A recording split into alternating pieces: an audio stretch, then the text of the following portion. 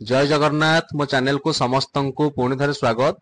आशा करुच्ची समस्ते भलर थिबे। Labour card रे गोटे स्कीम विषय आज मुझे कहवाक जाऊँगी। प्राय लोक जानी नाहंती, किछि लोक जानी भी छंती, जोटा कि जो माने जानी छंती से माने सुविधार लाभ उठाउछंती, जो माने जानी नाहंती से जानी पारु नाहंती, तांकर बहुत लेट हो जाउची। तो वीडियोटी देखिबा आगरु मो चैनल को निश्चय गोटे सब्सक्राइब करंतु, वीडियोटी अधिक मात्रा रे शेयर करंतु, काहारे भी हेल्प हे जिवो।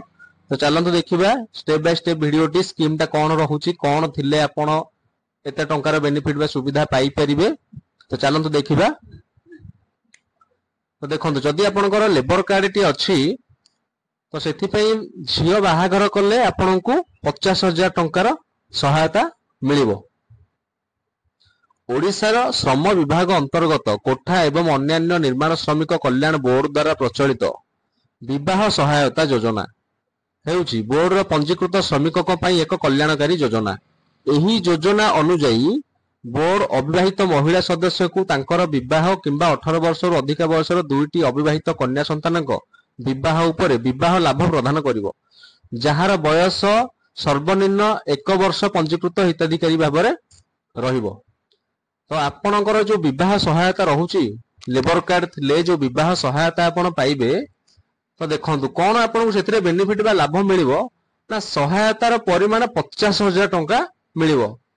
जदि कोनोसी व्यक्तिंकर लेबर कार्ड अछि, तांकर कन्या संतान अछि, जदि तांकर बाहागर से करूचंती, कन्या संतानर बयस 18 वर्ष रो ऊर्ध्व अछि, 60 वर्ष भीतर अछि, जदि बाहागर करूचंती ताहाले लेबर कार्ड तरफरु, लेबर कार्ड डिपार्टमेंट तरफरु, गवर्नमेंट तरफरु 50,000 टंकार सहायता राशि तांको मिलिवो।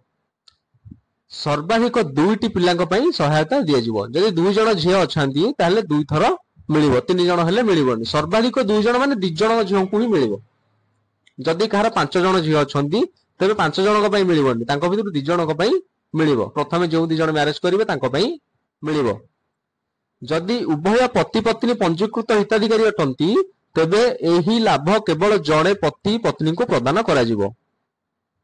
जदि स्वामी और स्त्री दि जण जाकंकर लेबर कार्ड अछि, गोटे गोटे स्वामी रो गोटे लेबर कार्ड अछि, स्त्री रो भी गोटे लेबर कार्ड अछि, तेबे एही योजना टी केवल तांको भितर जणे ही अप्लाई करि परिबे, दि जण सुविधा पाइबे नाही। स्वामी करिवे नहले स्त्री करिवे।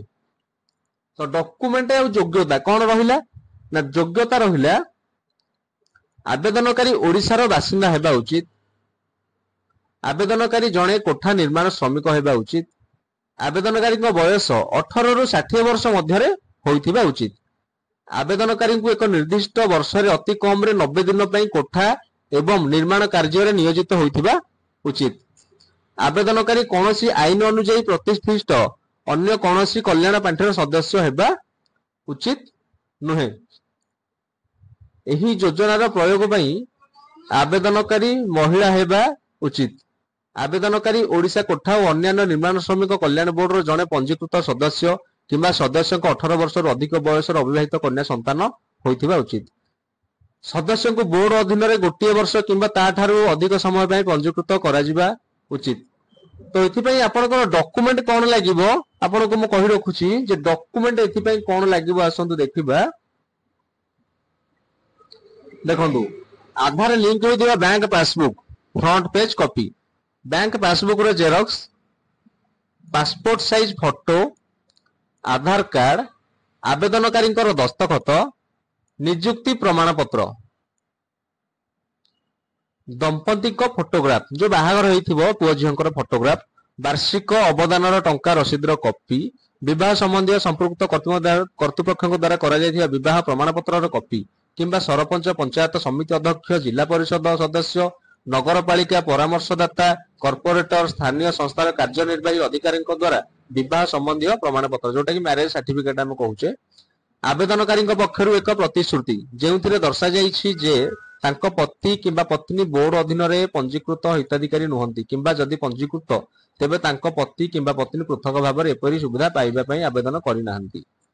आवश्यक हेले अन्य डॉक्यूमेंट मध्य देबा पई पड़िबो। आशा करुछि आपण वीडियोटारु किछि शिखिथिबे, किछि जानिथिबे योजना विषय रे। दया करी वीडियोटाकू शेयर करंतु, मो चैनल को सब्सक्राइब करंतु। आगु नुआ नुआ एमिति नोटिफिकेशन घरे बसी आपण जानिबाकू पाइबे।